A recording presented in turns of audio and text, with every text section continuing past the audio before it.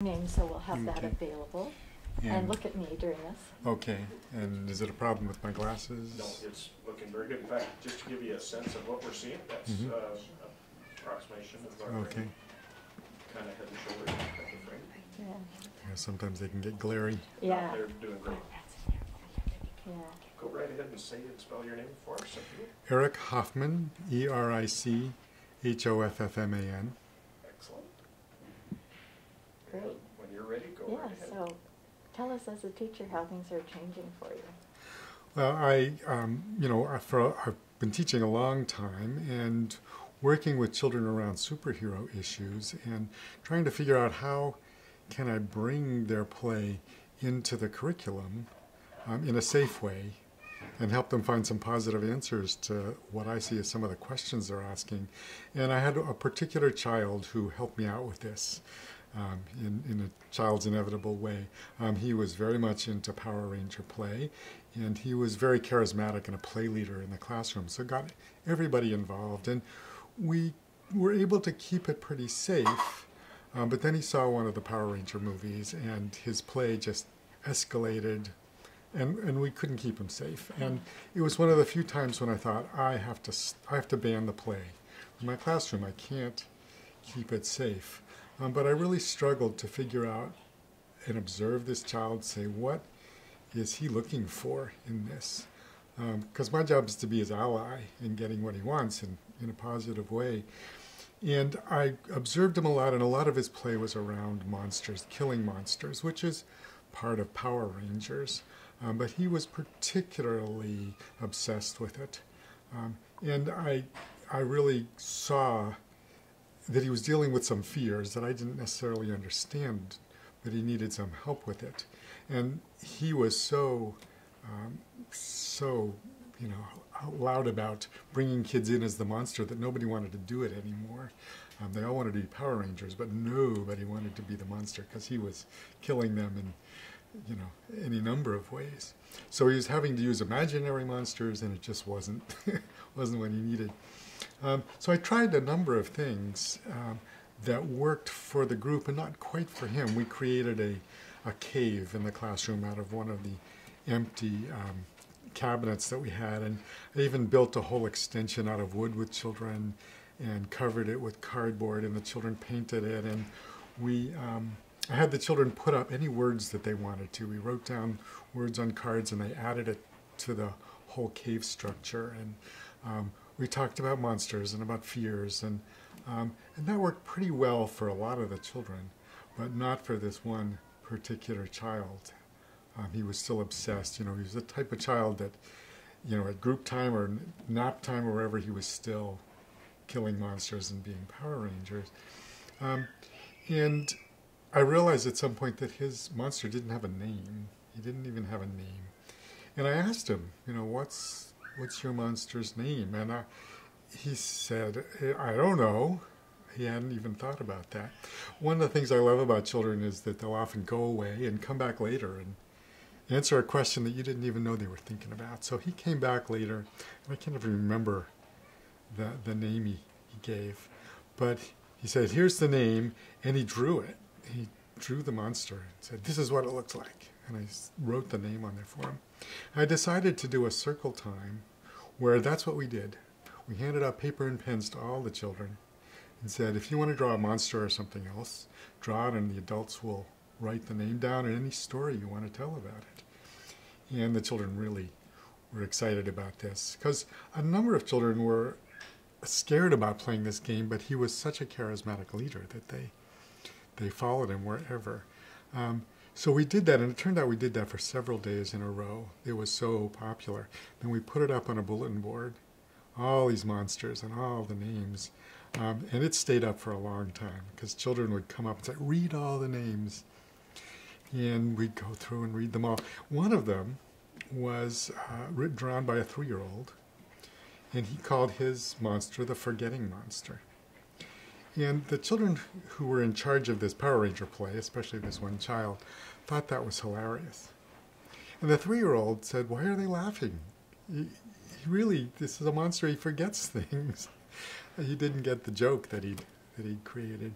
But But the children started playing Forgetting Monster, and I started asking questions about the monster, and this was a technique that I developed out of this, trying to humanize the monster, and I do it with monsters, I do it with superheroes. I wonder what that monster eats for breakfast. I wonder what kind of blanket they sleep with. Do they sleep with a little toy when they go to bed? You know, what's their favorite bedtime book? Those sorts of questions. Well, the child who was in charge of this was having none of it. You know, he was interested in the Forgetting Monster. He was killing the Forgetting Monster. But I started asking questions about the emotional state of the monster. You know, why is this monster? Why are you killing this monster? Well, the monster is trying to kill us. It sounds like the monster's angry. Why is this monster so angry? Well, somebody stole his treasure. Oh, I guess I'd be mad if somebody stole my treasure. But you're right, he shouldn't be killing people. So what else can the monster do? I stopped focusing on what the child could do differently and focused on what his, you know, how he was taking his issue and putting it into the play, which was this monster. And gradually the group created this character who was not a scary monster, but a kind of a sad and sorry monster that needed help. And I realized the children were really creating a story that we'd talk about the monster, and they would go out and play this story. I started writing down their words. Sometimes in a group, sometimes as they were playing, I'd write down, I heard you say this. Should we put that in the story? And over a period of a couple of months, we created this story called The Forgetting Monster's Treasure. I think it was, here's the book they actually created, The Forgetting Monster's Treasure. And once we had the story down, I put it up on a bulletin board. The children would read it. You know, I edited it a bit and divided it into pages. And the children got to choose which pages they illustrated. We talked about that process. And then we put it together in a book, and it was very popular. They had me read it all the time. And what was interesting is that there's no Power Rangers left in that story. And that child did calm down, and he was able to find a way to work with his fear and monster by helping it out and being helpful in the classroom, still being a classroom leader. I wanted to support his leadership. And so, you know, it'd be great to show some of the illustrations in here. Should I show some, or should we just scan some? Or? I think scanning them would probably be good, or he might even do some. Why don't you show him and let him film a few of them? Okay. So the other piece of this is that it's a story that we ended up telling about some of the dolls in my classroom. And this was about Jalen and Rosie, two of the dolls in my classroom. I like to name dolls in my classroom, and they become real people in the classroom. So it's their story, and they go into the cave that we had, the Heroes and Heroines cave. And they hear this very sad monster in there crying because he's lost his treasure. Here's the monster's teeth. And it's all about them helping this forgetting monster who can't even remember his name. He can't remember where his treasure went, helping him find the treasure. And the children, you know, made a lot of different stories. Here's a dragon that came in and helped find it.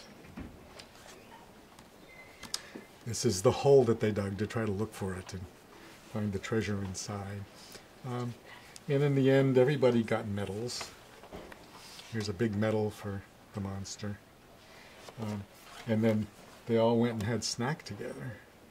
And this is the snack that they ate. I love it because the child, he said, they ate it up except it's just on a page.